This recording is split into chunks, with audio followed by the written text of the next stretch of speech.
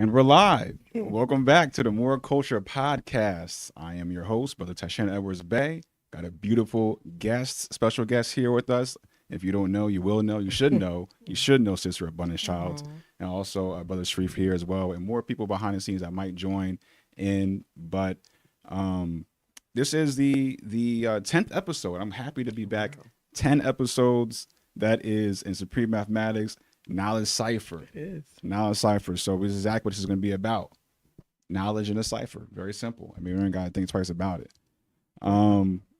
Before we go too far, I want to greet everybody with whatever greetings they like. But, you know, we use peace, Islam, Assalamu alaikum, Shalom, Right. Hotep, Rahubat, Alafiyah. Anything you got, Sister Abundance? All of the above. All the above. All the above. I'm trying to share to Facebook, but please, you introduce yourself, Sister Abundance. The people that don't know that they should know, please introduce yourself. What's going on? I'm Abundance Child. I am mother, and I am the founder of Drop Squad Institute. I'm also the owner of Drop Squad Kitchen, and the founder of Order Mother Earth, Girls Society. Yeah, I'm just your average sister entrepreneur in the neighborhood, doing the best, that she can with what the Most High gave me. And my main title is the Chief Alchemist, though. I really love rolling with that, and Venture Culturalist. Those are like my two favorite titles if I could describe the work that I do. I like that a lot. Thank you. Chief Alchemist. Mm-hmm. So, because what you're doing in the kitchen is, that's where it happens at. Like in the kitchen, that's where, I'm big on the health kick. So it's like, that's where the hospital needs to start at. That's where medicine comes from. That's the first step in healing is what you're doing in the kitchen, and what you're putting into your body. What you're putting into your body. Kitchen's a laboratory. Kitchen's a laboratory, Islam. So when I did the knowledge on the situation, since we're dealing with knowledge cipher, I'm the oldest. I'm the only girl. My mom was the oldest, and my first daughter is the oldest. And a lot of pretty much mostly everything that I learned came in that kitchen environment. It was like, girl, get over here and do these dishes. But aunties and grandma was talking, and conversations were being had about people whoever they were dating, or things that were happening in the basement that I didn't know, because they always told us, you're not supposed to be down here. Yeah. But I was hearing what was going on in the basement because I was in the kitchen having to do the dishes, or I need you to peel the potatoes and getting smacked because you're taking too much skin off. Why can't I just use the peeler? No, you need to know how to use the knife. So a lot of my lessons came in that kitchen, a lot of the spirit and the soul and the prayers. Like, imagine you're in the kitchen and somebody had just passed, or imagine you're in the kitchen because somebody was getting married, or there was thinking of all the things that happened, baby showers. I was privy to all those conversations and all those recipes and all those rituals, so that's where I've drawn my inspiration from. That's peace. So that was the cipher. Yeah, absolutely. It is. I'm curious. Was it a lot of plant-based? Because I don't know if we ever even said necessarily yet what's going on, but you are very plant-based, plant-heavy. It's not just regular old hog and chicken feed and all that kind of stuff. It's very intentionally healthy and plant and from the earth. So is that how it was when you're growing up with your family, or was it like you had to be the breaker? My mom was born in Shelby, North Carolina. Okay. My family had migrated there from the South Carolinas. This is my mother's side. And then for more opportunities economically, they moved to North Jersey. So now I got greeted coming up the steps in my grandmother's home in Clifton, New Jersey with fatback. There was always a can of grease on the side called bacon grease. I grew up with traditionally what people call soul food. And it wasn't everyday Latin with pork and stuff like that, but most of the things that I remember were the gatherings, were what we did after church, were Sunday type foods. And that was heavily Latin with the sugar, the pies, the cakes, the fat from the animals. So I grew up with that, and that taste and that texture is still on my mouth to this day. I hear you. And I think it's an ancestral thing. Yeah. But I made a decision when I was in school in 1993. And I went to Clark, Atlanta. So you can imagine in the AUC all the culture that was there. Hebrew Israelites with the Soul Vegetarian and All Sarah Set Society having their restaurant, and the Rastas doing their Idol thing. I was exposed to plant-based food that I have never experienced again anywhere in the world. And it changed me. And the part of me that was vain was like, I don't want to be fat. I don't want to be looking obese like all the women in my family. And all of the women, my mom, my grandmother, and her mother all have diabetes. Like all the women in our family had diabetes. So I was like, I'm not going to be the one. And that's where I changed my diet in 1993, all because I didn't want to look like that or have the sugar. Islam.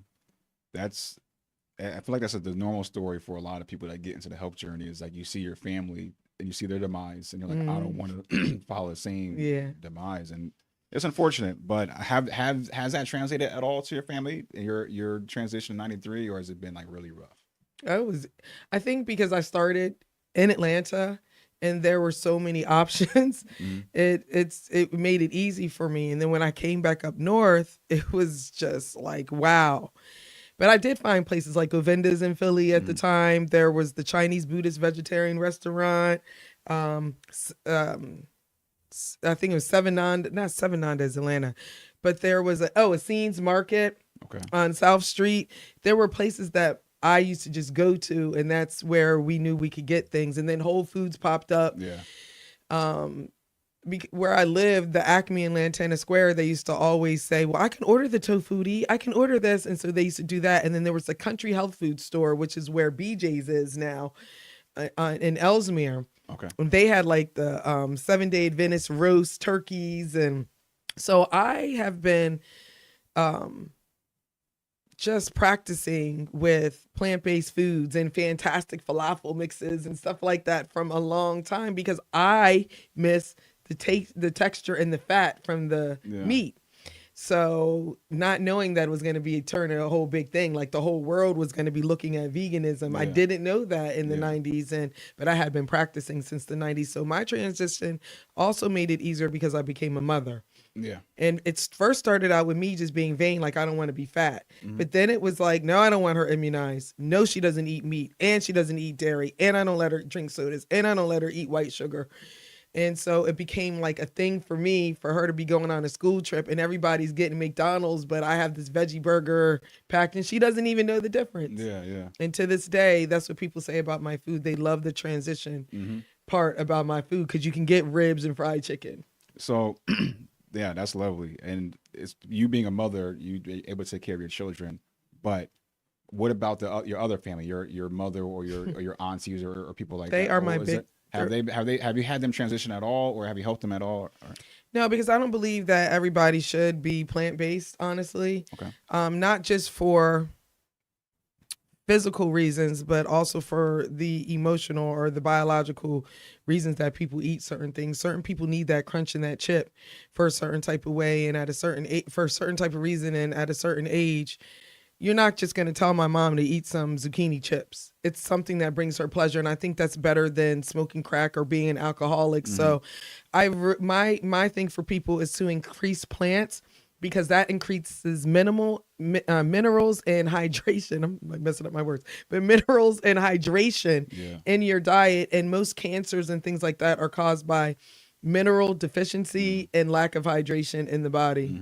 So my goal is to teach people how to use plants and be very successful with it. Just at the very least, just add plants. Like we're not going to say don't eat meat, but at least add plants. Like it's watermelon season. Make sure you get a watermelon, eat it, get a new watermelon, eat it, get a new watermelon, eat it. Stuff like that. I will tell you where you can go to get those watermelons. I'll tell you where to go to get the grapes with the seeds. So I know my mom has definitely, she lost a lot of weight when she started listening to me. And I was like, Mom, just walk around here, because she worked at Career Team and she used to walk around every day. And the walking helped. And just get the kale salad every day. And take one of my sea moss smoothies, like the Moss Goddess. That's going to give you what you need, because she has diabetes. Next thing you know, she didn't have that anymore. And she still eats bacon and all of that type of stuff. But she has definitely increased her the way she eats plants. I know for a fact that they eat salads every night Yeah. at home. Yeah, that's beautiful. I like that train of thought, because I feel like a lot of, the veganism thing turns into like a cultish kind of thing where it's like, don't touch it, don't, it's like, Yeah.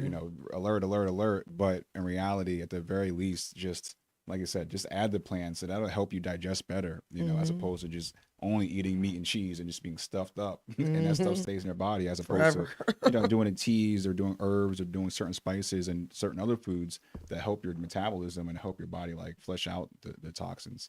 So, speaking of just, ancestry and where we're coming from and whatnot, and, our family, tell me about the event you have coming up.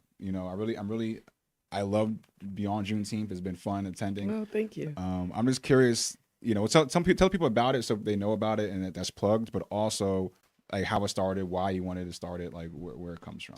It started with the dashiki barbecue that we used to do at Drop Squad Kitchen, and we would bring everybody out and say, we're your best dashikis. And I was out there making vegan ribs and vegan burgers and stuff like that, and giving people a taste of Drop Squad Kitchen. And we had a DJ Supreme L, all the way from New York. And it was just great. And it was an ancestral day. So the next day I was like, I don't want to do the dashiki barbecue, but I decided to do something on Juneteenth. And I said, everybody can identify with Juneteenth, because everyone, if you're in this country, you know the story of the prisoners of war or the people in bondage, or what people say as far as people being enslaved. Yeah. So whether you are melanated or not, you know about that story, and that means that your ancestors in some way, shape, or form had to do with it. So I felt like that was the day that we should be honoring the ancestors. So that's why it's Beyond Juneteenth. Okay. And it's also being able to understand that we're here in this earth dimension, which is a parallel to the beyond in the spirit world. So as above, so below. So if we're talking about slavery, then that means you're still enslaved somewhere, and that you came here in this lifetime in order to, I'm like, no, we need to get past that. Yeah. So for me, it's like, we can tell the story of Juneteenth, but if we're supposed to improve upon our ancestors as descendants, so we need to be beyond Juneteenth. Let's keep telling that story. And as it's coming out, which I learned in the Moorish Science Temple of America, we were already here. So I really want us to get beyond Juneteenth in that story, because that was not everybody. Yeah. So. It's lamb. It's lamb. Brother Sharif, I feel like you have something to say. I know you're holding back. We don't have canine teeth. We don't got teeth like vampires, right? We were designed to eat plants. And so that's the way the colonizers, also one of the ways colonizers let us off the path and introduce us to diseases. Like when they say, you got sugar diabetes or something like, no, you got too much weight. When you got this, a lot of them diseases, they're really telling you have too much weight a lot of times, and they're breaking things down to make money. So we got to get back on the path and become herbivores, because I'm in I love that. I'm not fully herbivore yet. I love fish, the salmon, right? But I know that what you eat affects the neurons in your body. Neurons is like carry messages from your brain to your nervous system. So what we eat is also, we be in our chemistry lab, right? So we don't want to drive ourselves crazy, right? We want to learn how to eat the right things so we can live more light.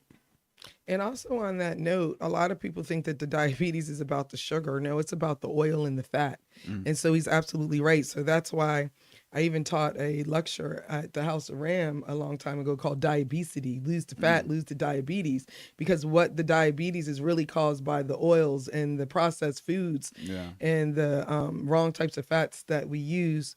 So, but also as an EINEFA, I understand destiny. Now, everybody's not here and on the same type of level of consciousness and things like that. And So that's why I don't push veganism on people. But what happens is when people eat my food, they become vegan because they're like, I did not know I could eat like this. Yeah. So if you meet people where they're at and you don't force it, it helps with their healing process, because sometimes people don't even know that they need to be healed. And so therefore, by eating the plants are able to have a communication with them. Their taste buds start to change. And now all of a sudden you like Brussels sprouts where you did not like Brussels sprouts. You like avocados when you swore you didn't like avocados. You love cilantro where before you thought it tastes like soap. Yeah. But cilantro is in almost all of my food, and that's because we need a heavy metal detox.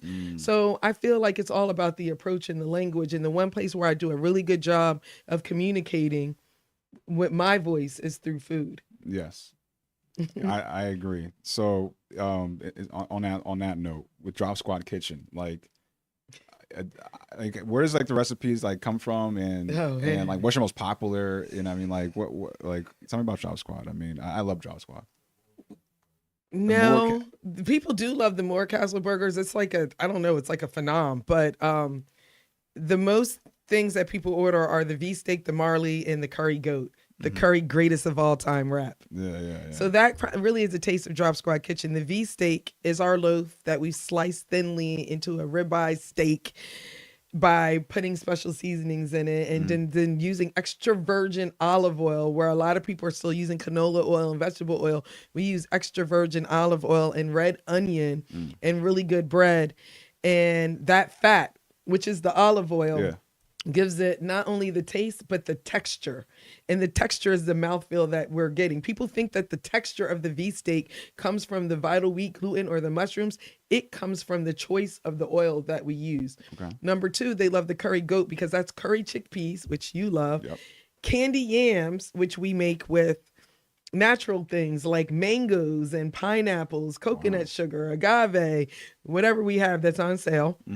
And greens, which are going to be your garlic and your olive oil. And it's kind of like an African-American roti, or with the Indian thing that they have with the chickpeas, and it starts with an S. Sambusa or something? Not sambuca.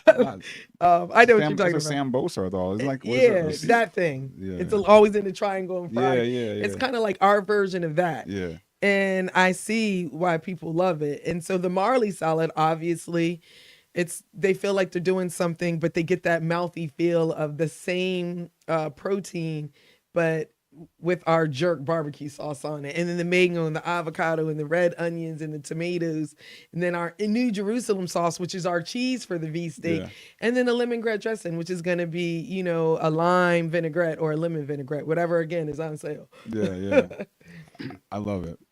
And for those people out there that eat pork, the pig has no veins, and the hog can swallow a snake, and it won't bother it.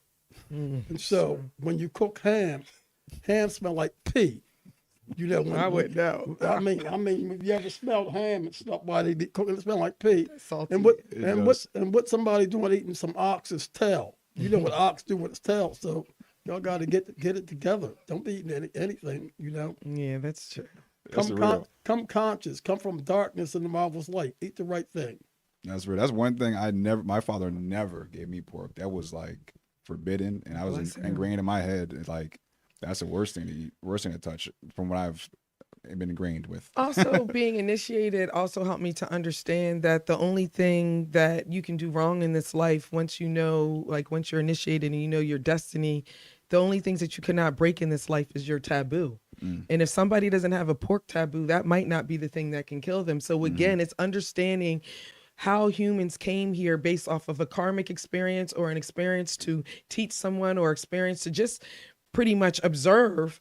And most of us come here based off a karmic experience, and that we choose certain circumstances for us to have. We might not know that, this breakup was chosen so that we can learn how to express ourselves or express love, or that we chose this diet because maybe, you need to teach certain things, in your generation. But when I start understanding destiny and understanding Egg Bay, understanding our spiritual groups, that's why the groups that I've been in, they don't eat pork. They, for the most part, don't even eat meat or fish. Yeah. However, in the I evolved out of the group of people who eat pork and use the and only use the Bible or don't and think everything else is pagan. Yeah. So it's based off of the level that I chose to be in this lifetime to evolve to a better version of myself before I go into the beyond. So I don't judge anymore. I just try to be a conduit and an example. Beautiful. Listen, I love having a feminine energy here, I must say.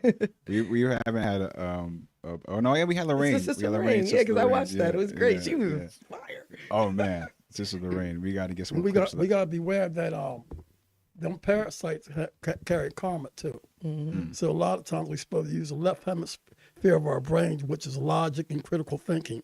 I'm not getting deep into this religion or that religion because prophet said the public is unstable, right? And be careful not to lose your soul in the crowd. So sometimes it's an individual experience, right? Yes. When you travel down this road, you don't want to get into something that's going to pull the life up out of you, because we also, like electrician, you got the ground wire and hot wire. Our bodies got that and stuff like that. So we got to learn how to be grounded in truth.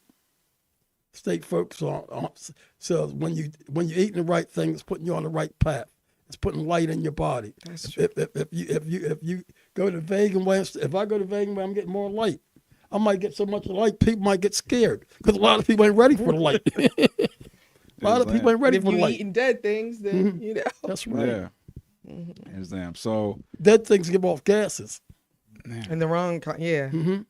Yeah. Nitrogen. Mm-hmm. Yeah. You know, I'm not because I'm a crazy health nut, I can say, and people will, you know, they ask me a lot of questions, and it's like, you know, well, how does this or why? Even Brother Sharif, just right now before the podcast, is like, what avocado's good for? And I'm like, I don't know, man. I don't know. I just know it's good, and I don't know all the scientific reasonings for why. They're like the perfect food, by the way. Yeah. They have the fat that have the good fat that we need.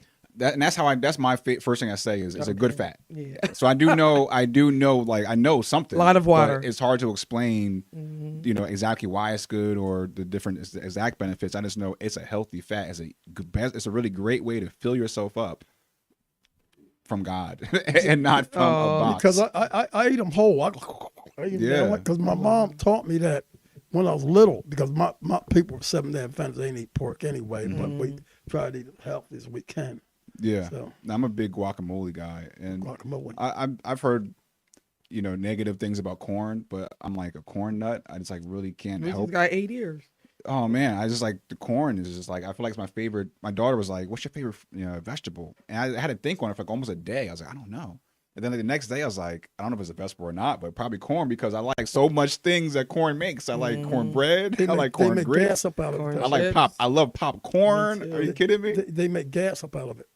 Yeah, yeah. I'm definitely a corn nut, and I'll do the tortilla chip with the guac, you know, and that's like a meal or hummus, you know. Yes. I'll do hummus. I'll just stop. Like stop what you doing. I'll just do hummus or guacamole for a meal. But you didn't know they made gas up out of it? No, I mean, I know that there's a lot of byproducts of corn. That's like high fructose corn syrup. I know they do a lot with corn, so I'm not surprised. But they genetically modified it so that they could do it. But it definitely is in the very first Odu Ejiogbe, and it talks about it's definitely a food of the god. And the corn, I know corn that we see in ShopRite, unfortunately, but you know. And it's unfortunate. So if you're gonna have corn, just do your best to try to get the non-genetically modified corn. Yeah. I'm from Jersey, so I like the Jersey sweet corn. Jersey corn. Yo, My family's Jersey from sweet Jersey. corn. Yep. Okay, my mom just bought us 8 years because they go to Cowtown and nothing too, right? All you need is just to boil it in some water, like for a few minutes, and don't do anything else. Don't add no sugar or no butter. Or like I love taking it off the cob in layers.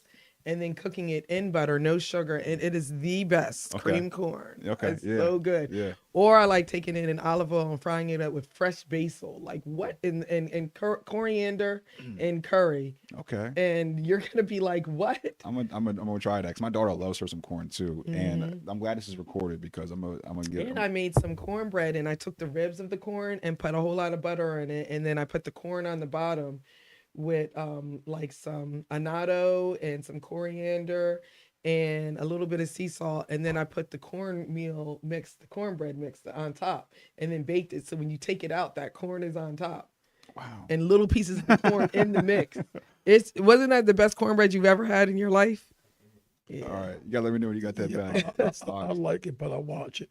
You love my cornbread. He'd be like, where the cornbread at? But I didn't know that your cornbread was made from natural corn. I thought it was, you got it from some other remedy and stuff. No, I make everything from what? It's good. I like cornbread. Yeah. I feel like cornbread. He used to be upset, like, how come there was no cornbread in the bag? Yeah, I love me some corn grits. It just No, because I haven't made cornbread in a long time, and I grew up off that. Yeah. And then I'm a macaroni, crazy about macaroni, but Yep. when I start thinking about all the different cheeses and stuff, I freak out. Yeah. So yeah, we make our own cheese, and we also use the tinkyana noodles because it's just rice and water, not rice. It's gluten free, and it's not just rice. It's rice.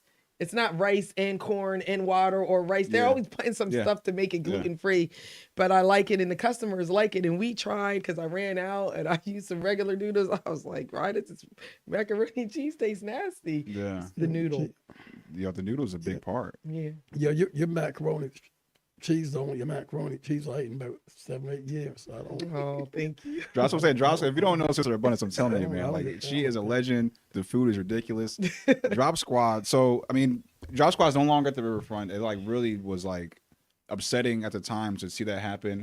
But now I'm like, I don't, like, who cares at this point? Because I can still get Drop Squad. I can still get Drop Squad. So I don't even need to go there. Yeah. And, it's a cool location, but so what? All I wanted was the food at the end of the day. And I would have never been able to be on this podcast, honestly, if we still had Drop Squad, because I actually was an owner operator, and I've been able to do so much more community work and have so much more of an impact. And a priestess told me the other day, she was just like, you didn't know it at the time, but Drop Squad Kitchen is not supposed to be local. People are supposed to have access to it around the world.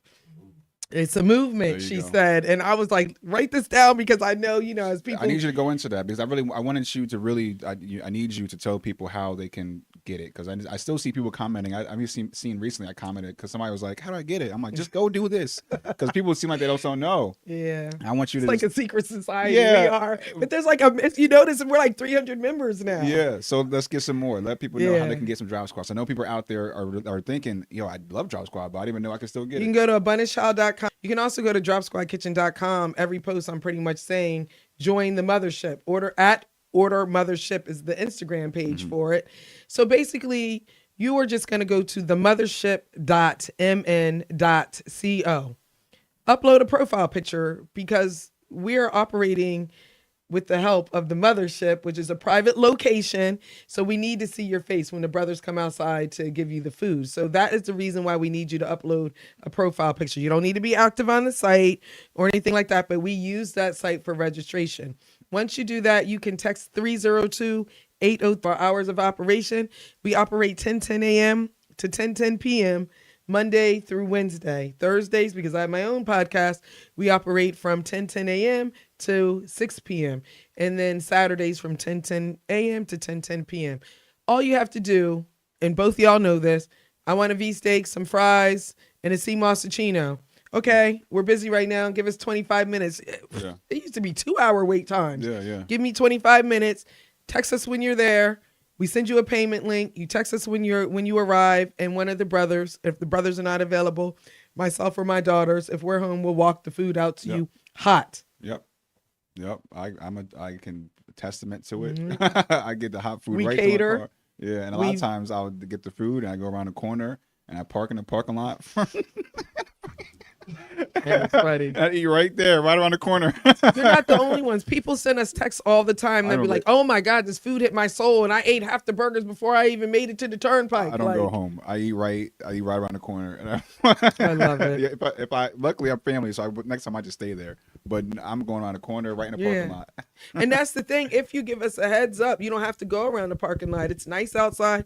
You can come on the porch. You can come inside. You come in the back. You got the umbrellas going. The same setup that was at Drop Squad Kitchen we have in the backyard, and it's all closed in and private. You can even pull up to the back. He'll open up the thing. You can park and come outside and eat. It's members only. If you know, you know. If you know, you know. So find her on Instagram, like you said. The Mothership on Instagram. The Mothership. Order Mothership. At Order Mothership. Absolutely. So, Mommy's Table. Yeah. I'm excited. Thank you for that. No, thank you, Sister Gladys. Thank you, because I already know that it's going to, because of the price point, I know that we're going to be able to help plenty of people, you know.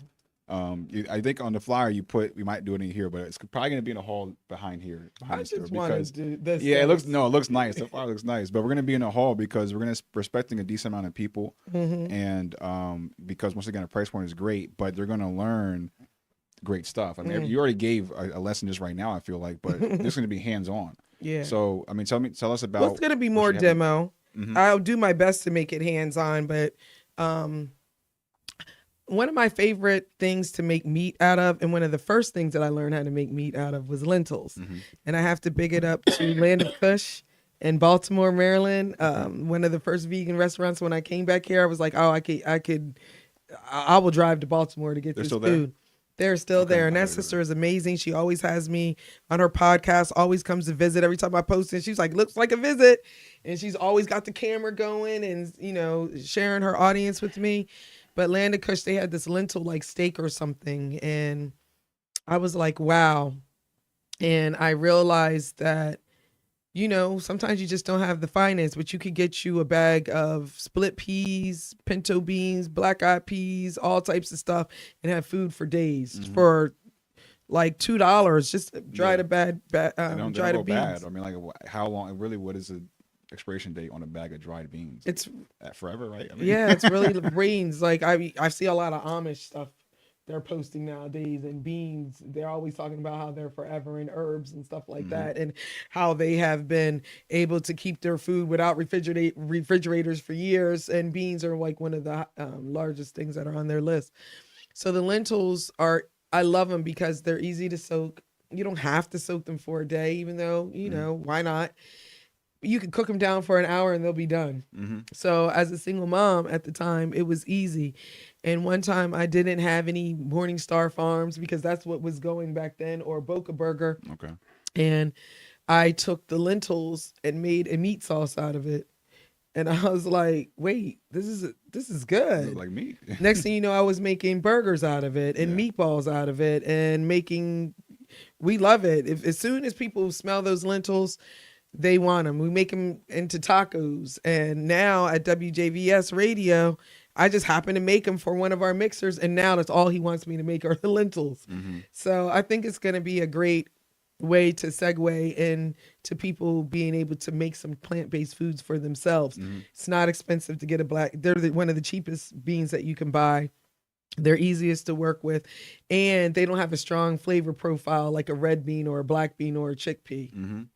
And they're good for you. I mean, right? It's like heavy protein, right? I mean, yeah. There's different schools of thoughts. Like, you know, I roll with Dr. Ali Muhammad. He'd be like, none of that stuff is good for you.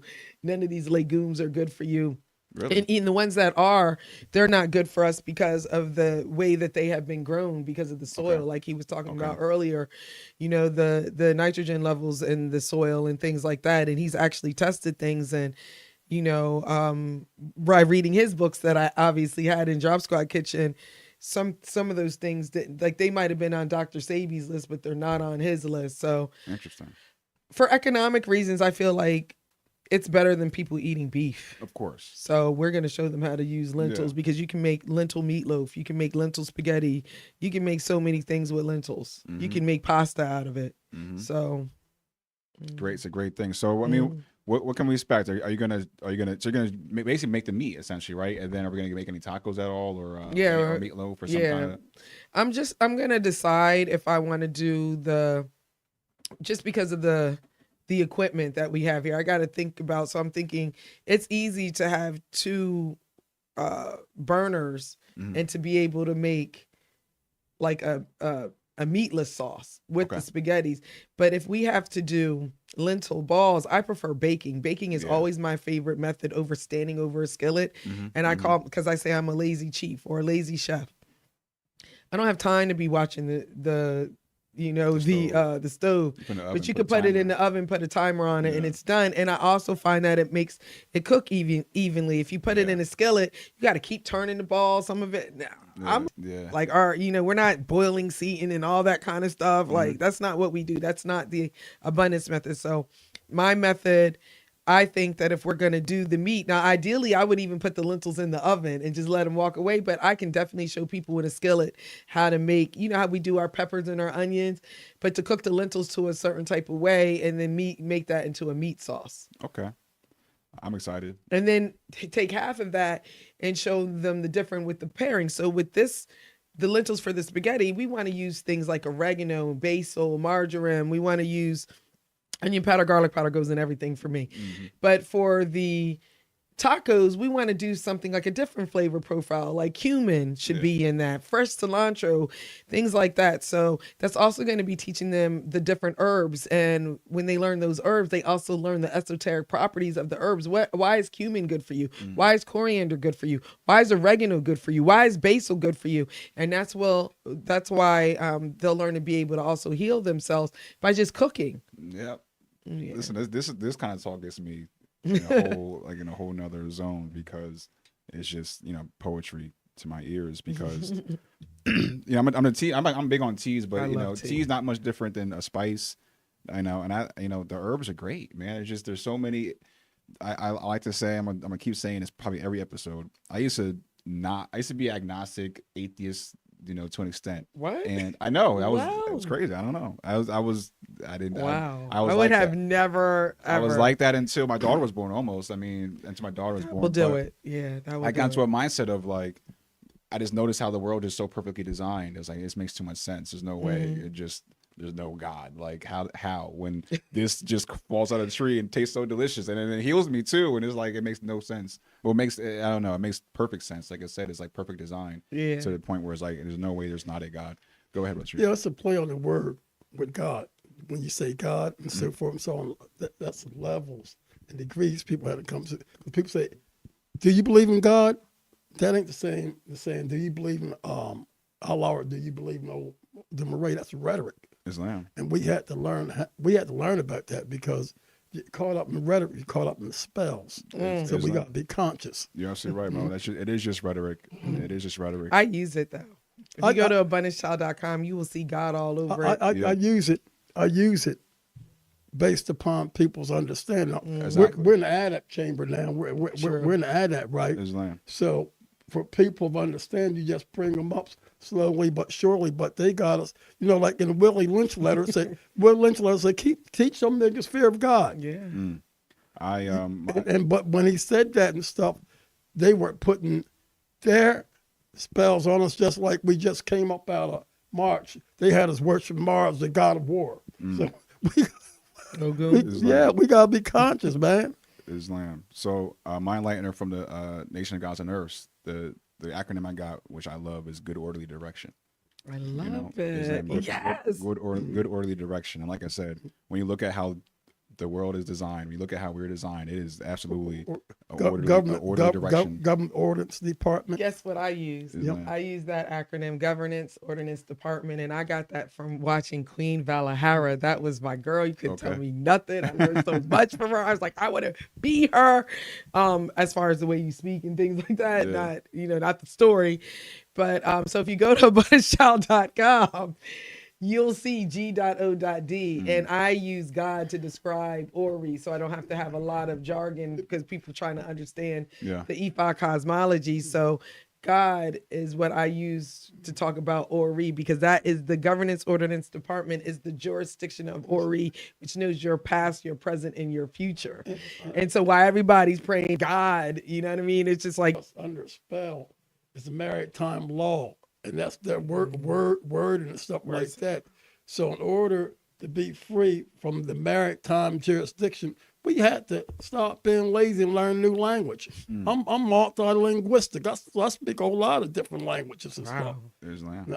I go into the netter and Not matter and all that stuff. Asar, Set, Harut, all that stuff like that. That goes way back.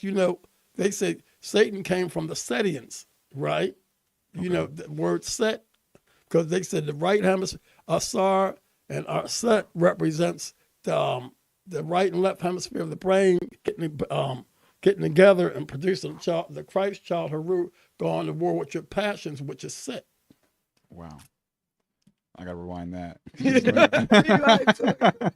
It's Brother Sharif, which to me shows up as like Eshu, you know what I mean? Which is right here. We all physically have manifested the universe within, and we're walking universes actually. Islam. So to me, all of these things that our ancestors, because these are not mythology to us, they have things to teach us, and so that's why I don't get into the dogma and the traditions. I get more into the science of everything, and food is universal, and it doesn't matter what you believe in. At the end of the day, you're gonna put something in your mouth. Exactly. And as long as it tastes good and it look good and is made with good intention and quality, it doesn't matter what people's religion are. They eat Drop Squad. Yeah. and then when you get into if you think like an electrician, a ground wire and a hot wire, so forth and so on, everything goes back to that male, female, dark and light, so forth and so on. Even like, because I was in the Army, I was a field wireman and the telephone installer. I got my telephone poles and stuff, and then you had the power switch, the terminal box, and ground wire, the hot wire. But everywhere around you, that's what you see, telephone lines. And that comes from our nervous systems and our veins. They got all that from us, so everything you need to know is right in. Wikipedia. Yeah, listen. The Mo, he will just recite a whole Bible verse. It's crazy without anything. But what else? Anything else? I do want to tell people Beyond Juneteenth is June 19th, Thursday, June 19th, 2025, 5 p.m. to 8 p.m. at the Delaware Art Museum on Kent Mere Parkway. But if you want to do any special things, we're doing a community offering to the ancestors, to the Egungun, at 4 p.m. We request for people to show up in white. We have great performers. We have Pieces of a Dream, which is our dance organization. We have Sister Tahira and Darnell Miller. We have John Carr and Virtual Soul Band. And we have Papa Denbe on the drums. And of course, your host, your MC, Abundance Child. Islam. We will all be there most likely. Well, no, Brother Sharif has to go to Chicago. Yeah, but traveling Mo. Yeah, back to the motherland, Chicago. But we will be. Most of us will be there.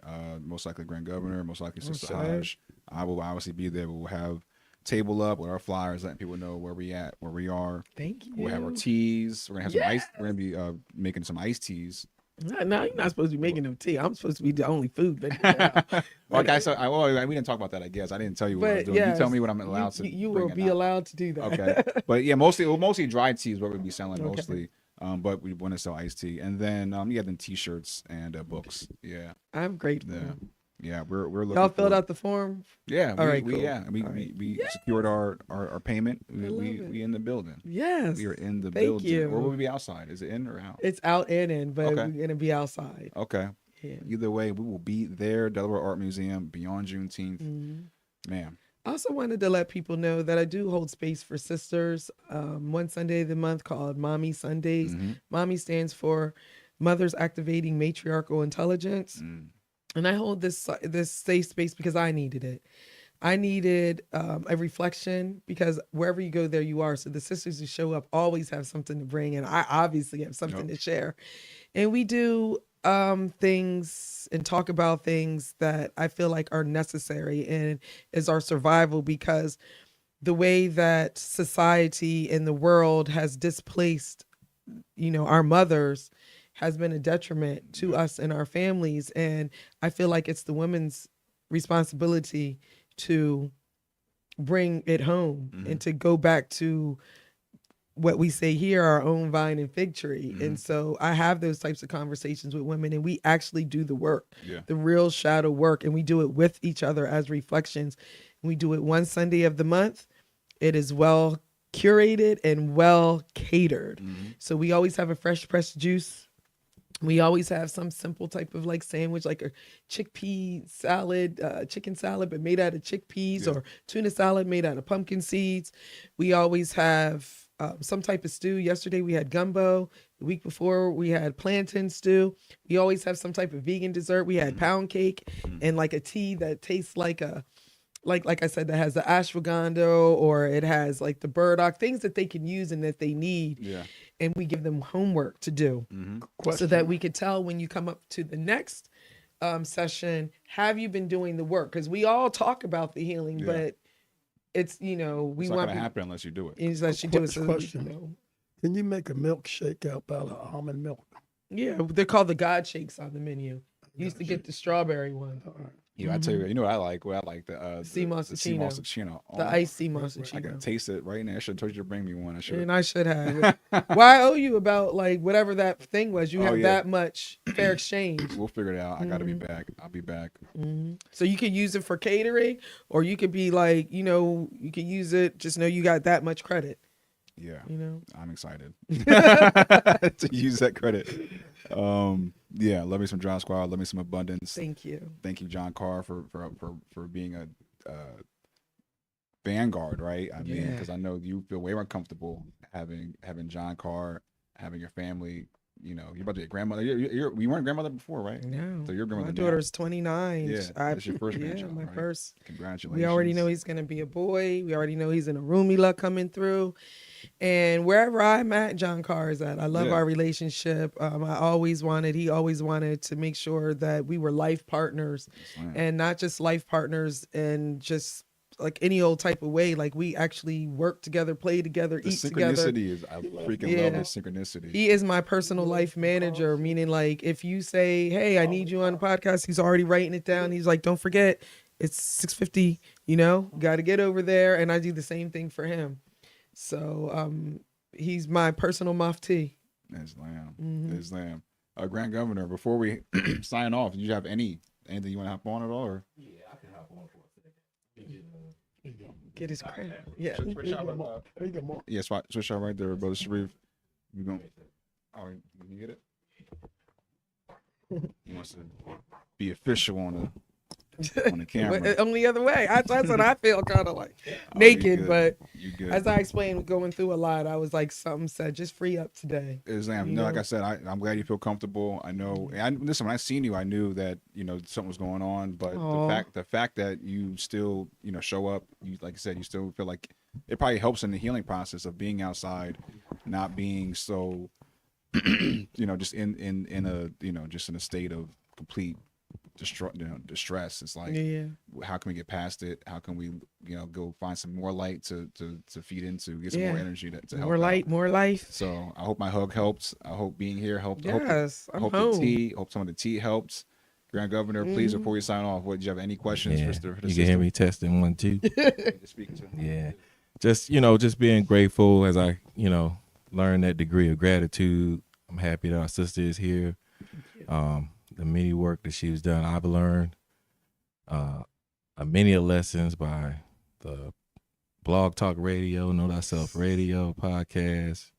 Of course, we share a very dear common ancestor. Of course, we know we're talking about the one Empress. Empress Zodiac is ill. Yes. When she was teaching us, and look at us now. So. Just grateful. Come out for the kitchen demonstration. Like we said, we're probably going to have you in this hall. Okay. It's a spacious hall. We have enough room for everyone. Try to eat to live, just like we had that demonstration with the Nation of Islam. But, more so to eat abundantly, have abundant life. And, that's what that degree she be putting on us. And again, we're just grateful. Just gratitude. That's why I be on this podcast. I don't be talking too much, and if I do, I be trying to look at it like take 7 to 8, 9 times on the thingamajigger. But I'm just grateful. I'm grateful for all the guests that are coming here at the Moor Culture Center, and just being blessed to be here in the room. I was coming from North Carolina, so I was just one of the top Yeah, I'm just so happy. I can That's feel all. him. I was That's all. like- I'm just happy, man. Yeah, Saying that 715 North King Street. Yes. Sunday, June 22nd is Mommy's Table. Learn how to cook with plants. The best way The best way, not to just learn how to cook with The plants. best way. That's the real tagline. Yes. The best way to learn how to cook with plants, especially for parents.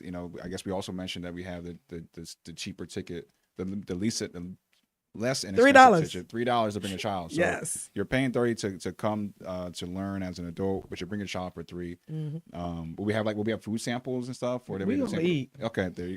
Yeah. All right. Hey. That in itself is worth the ticket in Can itself. you imagine? Like, Yeah. we about to make So I didn't know, like maybe you make a little, like, hey, Hey. this is how you do it, but I don't have enough to give you all, but No.